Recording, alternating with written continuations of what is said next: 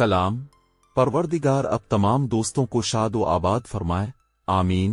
10 जनवरी 1975 में लाहौर में बनने वाली उर्दू रंगीन रोमांटिक म्यूजिकल फिल्म इज्जत नुमाइश पजीर हुई, जिसके फिल्मसाज राहिल बारी, हिदायतकार जाफर बुखारी थे।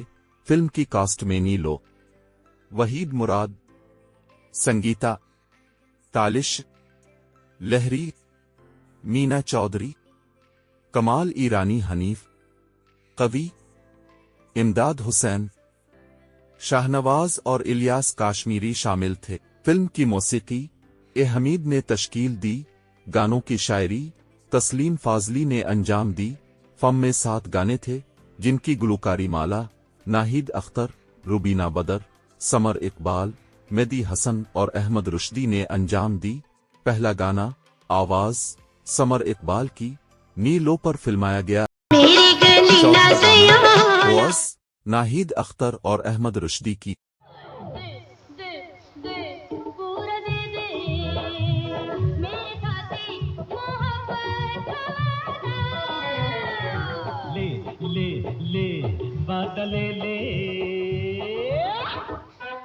पांचवां गाना आवाज माला की संगीता पर फिल्माया गया।